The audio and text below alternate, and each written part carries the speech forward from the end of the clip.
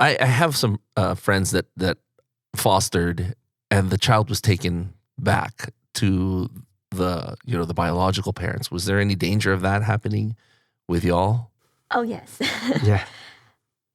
When we did the adoption, we stated that we want to adopt, foster to fully adopt. Somehow that didn't translate correctly in our file. So the kids that we have, they were not, the term is legally free for adoption. Okay. And so we actually had to have like family visits with the biological family, and we had to take them to court and stuff like that. And so that did put a strain in our marriage. There was one point in our marriage where I wasn't sure if we were going to make it because I wanted to fight for the kids. And he was like, is this the right thing to do? Or do we fight for the kids? Or do we, return them? And so to their biological family. Yes, to the biological family. And I was like, I at the time, I felt like the biological family was not doing enough to fight for them. And so we can't just give up and let them be returned and then perpetually come back into the system. Oh, yeah. So that was just kind of like my mind. That would be damaging to the children, having to go back into the... To go back and forth. Yeah. Yeah, we I guess during that process, we saw the lack of evidence that they were getting ready for the return of the children. And the father was the biological father was in jail, and the biological mom was barely making it to whatever she needed to do.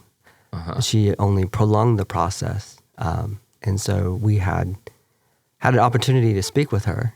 Oh, really? And during the time, because we needed her to give up her rights. Yes. And so I remember during one of the court sessions, I had an opportunity to speak to her privately, to talk to her and tell her that, you can give these kids a gift, give them the opportunity to grow up in a loving home, be able to have opportunities that you'll never have.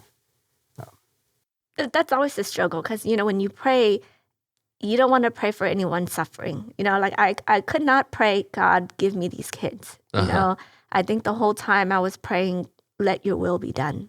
If it was God's will for these kids to be returned to their biological family, which is ultimately the best place for the kids, if that's possible, then I wanted to be able to accept that. And if my part in helping them for however many months get them to a good point where they can be reunited, then I want to be able to accept that.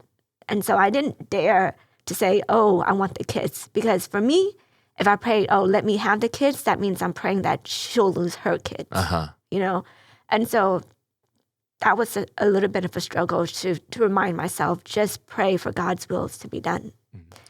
And just do what I felt I had peace. If I exhausted all the efforts that we had, because we had to end up hiring a lawyer and putting financial restraints on our family.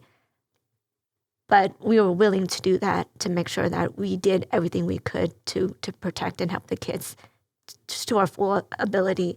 And if the court deemed that the kids needed to be reunited, then we were going to accept that. I can imagine that be a struggle. Like, is this God's will or my will? Me trying to impose my own will. Yes, I think we were fighting. We were on the stairs of our house, and I was ready to sign divorce papers. I'm like, if you don't want to fight for the kids, this is it. But then calmly thinking, I'm like, I understand where he was coming from because we don't want to feel like we're stealing or snatching or because it can come across like that. And so it was just asking people to be united with us in prayer for God's will to be done. And whatever obstacles that God faced, if it's his will, then we will overcome it.